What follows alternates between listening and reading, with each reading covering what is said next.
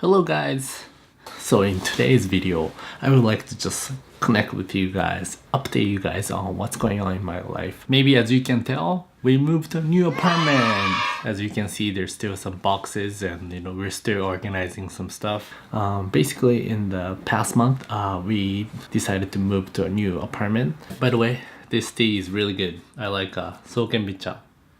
This one is like my favorite. There's no caffeine in it, so I always have too much caffeine, so this is a good thing. Where we used to live was a little bit far away from the center of the city, so now we're like super close. Not everything is great here though, because this place is tiny. It's like half the size of prior apartment. Size is like 200 square feet, like old style Japanese cheap apartment made for like one person, and we have to squeeze things in. We also had to go to Daiso. They have a lot of goodies for organizing, which I will show you.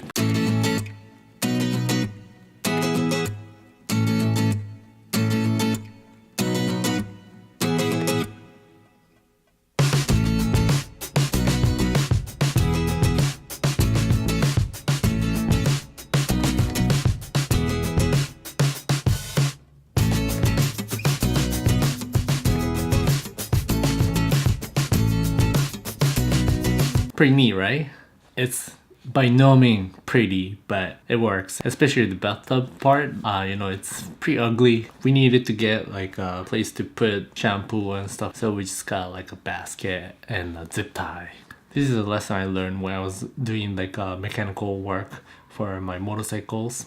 When in doubt, use zip ties. Now I just pretended like everything is organized nicely, but aside from the boxes here, there are a bunch of stuff in the balcony. All in all, it's great. We're happy about that. But this did not come immediately. Like the moving part in Japan was a lot of headache. So what was it like to move in Japan? We first had to go to the real estate agency's office and ask them to help us look for houses. Looked at like 5 different places. That part was easy, but from that point on, you have to fill out applications and get approval. You have to make a payment, get a key, call up like the moving company. It's a lot of trouble. The amount of money you have to pay is equal to about like 3 times or 4 times the amount of like your monthly rent. So what makes it so expensive? Let me go over. In terms of all the fees that you have to pay, let's break it down. 1, there's a commission you have to pay to the real estate agency.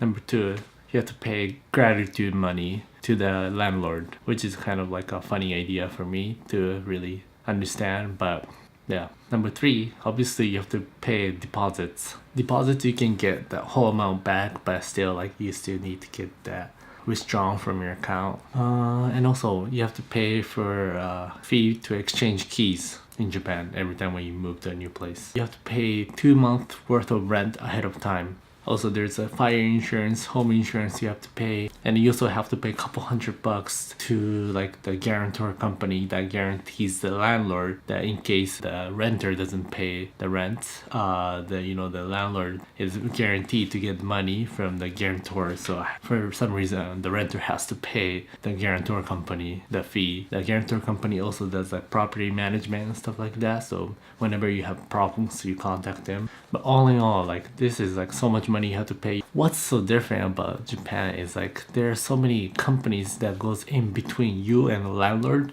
and then it's nice and all. I guess it's like it gives you some kind of security, but at the same time, every time when somebody gets in the middle, you have to pay these companies like extra money, so it's pretty pricey. So moving in Japan is expensive, and application process was like, oh my god, bad, terrible. It took a long time, and we had to make multiple runs to the agency's office. The whole application, filling out the application, submitting them, and getting it approved is like very difficult, especially for a foreigner, because they just want like a local Japanese person who works from 9 to 5 job to rent these places out, because that gives them more security. It makes sure that there won't be any troubles with neighbors, and they get their rent paid up, paid every month. They don't want any kind of like upfront risk as much as possible. They don't want to take that. So then, a lot of landlords don't like foreigners to move into like these apartments. When we came to actually moving, it was kind of difficult for us. So what happened was, like, initially when I called the moving company, I was hoping that they would just come on by and then check out the place, how much, to see how much stuff I have, and give me a straight up, like, a fair quote that's based on like mathematical calculations, based on like how much it will cost them and what the profit margin they want and stuff like that. But actually, like, moving companies in Japan, they expect you to negotiate with them. That was a bit of a surprise. Initially, they gave me a quote for $900. Price I ended up getting was like $300, which is like 1/3 of the price that they initially offered. So it's crazy how much you have to bargain and how much games they want to play. Living in Japan is very, very different, and oftentimes it's very hard to at first understand like what the processes are. I mean, it's probably true for every country, but